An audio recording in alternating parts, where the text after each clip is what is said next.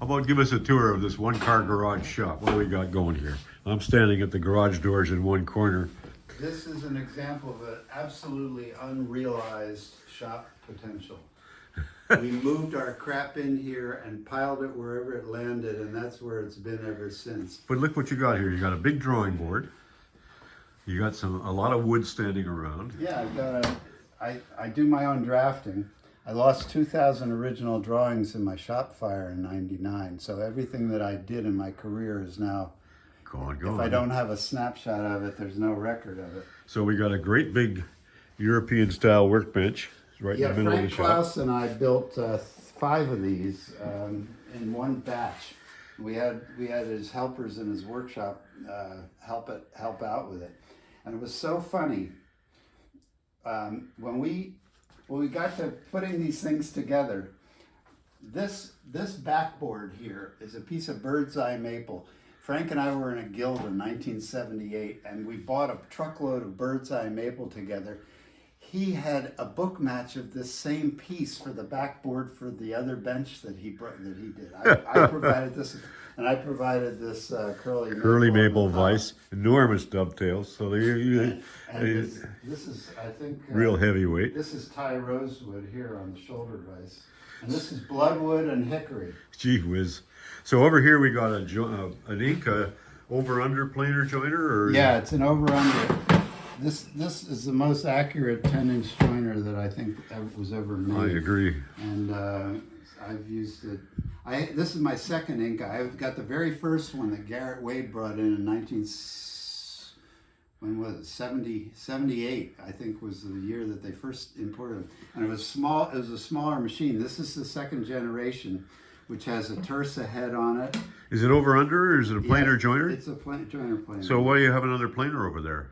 Well, because I don't use this planer. It's a pain in the ass to have to swing the thing up and put the dust hood underneath it, and it's too much. So I just roll this out, and this also has a 13-inch.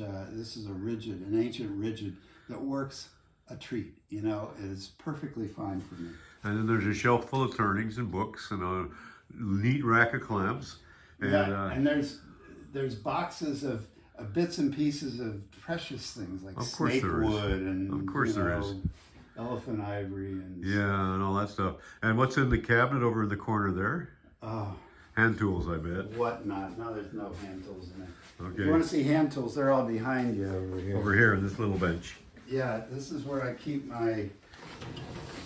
This is my Japanese chisel collection. I've got all kinds of slicks of every description. Some of them are really high end. There's mortising chisels. You and Sloan have these collections of fine Japanese tools. Oh yeah. It all comes from Tosho.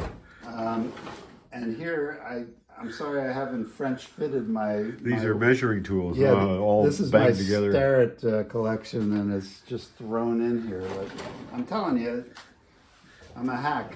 Here's my hammer collection. That's a good one. Here's my screwdrivers. Woolwivers with my limited.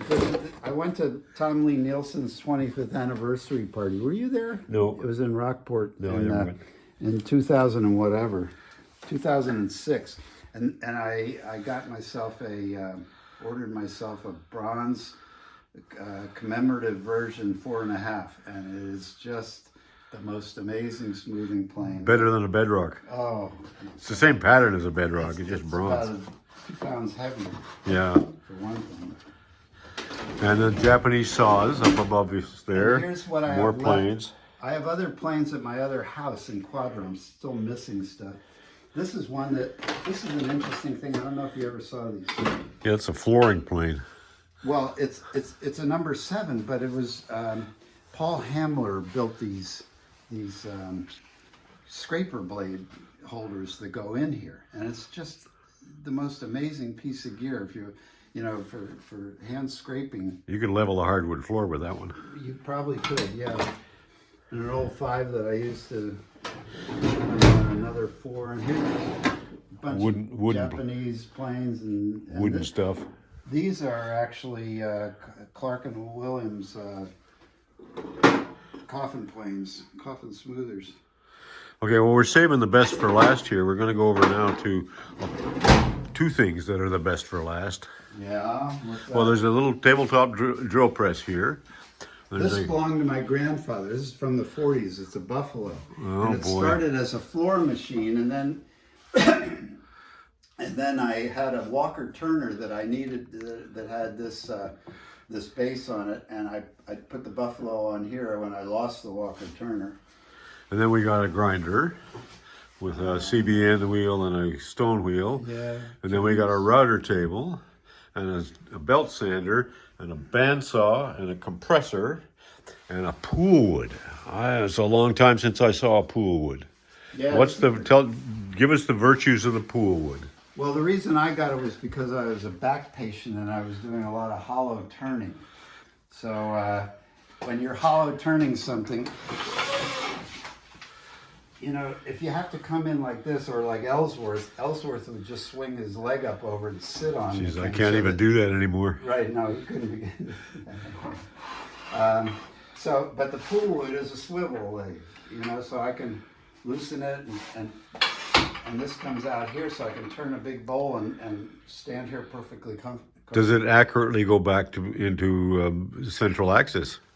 Is there a doesn't detente or it something? It does not have an accurate return. But what it has is, you know, I put chuck in there and a chuck in there and Bring them nose to nose. or not a chuck but a center. Yeah. And just put them nose to nose, and so it works out great. What's it swing? 20-inch. Okay. Let's go. 36 or 42. 42, I think. Yeah. Let's go to the other prize over here. What? The Trimo. The Hammond glider, my friend. Let me move some of my garbage. Here's some turning tools standing in the corner here. Big, tall hollowing tools. Yeah, most of my better turning tools are 4,000 miles from here, and I Yeah. use them in the summer. Yeah.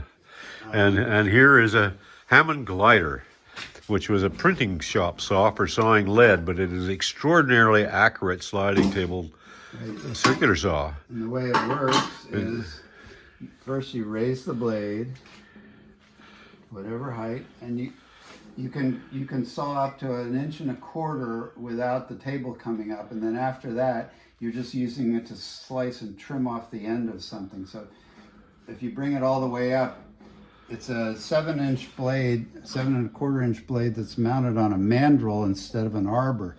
So the arbor stops at behind the surface of the blade, and it's mandrel mounted with 3 screws, so that you can actually trim work that's up to 4.5 inches in height. Wow. Yeah.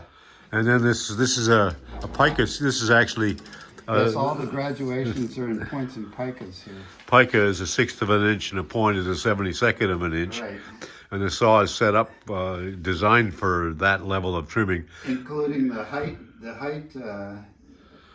on the height crank is graduating picas. These were used in printing shops in the days of linotype machines and hot lead type. But I know a number of woodworkers who have them, who love them for small parts work and really accurate work. So you can do, you can do just regular cross cutting with it.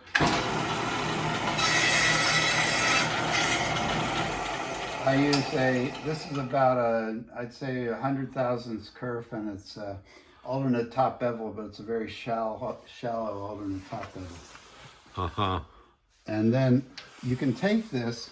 The neat thing about the Trimo is that they have these, this is the hold-in clamp. Okay, so you put this on here like this, lock it in, and then say I want a piece that's 1/4 inch square.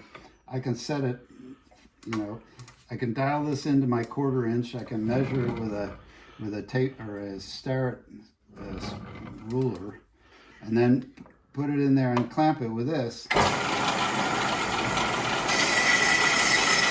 And I don't have, it's like no hands, no hands. No fingers near the blade. So you can continue down, and you can actually saw a little piece of wood about 1/8 of an inch cube out of this. Yeah, I don't know any other saw you could do that. I've never seen anything like it, actually. Wow, that's amazing. And that's not even the end of it. Oh no. You can make all sorts of things. Like here's a miter attachment. All I did was drilled and tapped a hole in the bed and made this perfect 45. So I can stand stuff up and make picture frames and trim them off perfectly. And then I have this. This is the 5th one of these that I've owned. I bought 4 of them at in a Vermont print shop back in Brattleboro, Vermont, back in the 60s. Yeah, hot metal type gave way to photoset type and photographic typesetting. Right. So what this is a tenon. I call it a tenon stop, and what it does is it allows you to come in. I didn't prep any materials for you here, John, but you know, let's square this up first. Okay, do that, and then say I want a 1/2 inch tenon. I measure a 1/2 inch, and I set this down and lock it in, and then I can take this down, do that, flip it over, do the other side, and I've got a perfect tenon ready to happen there. So that was one of the trimmers I had one made out of cast iron that was mounted on a swivel that hung on the side of the machine here and swung up into place. I had to make this one. This is made out of bubinga and something. I don't know. Okay, I'm up What to else? 10 minutes here, so Okay. let's see, anything else you want to show us here that's, you know, last minute hoorahs? I don't know. Okay, Not much more to say.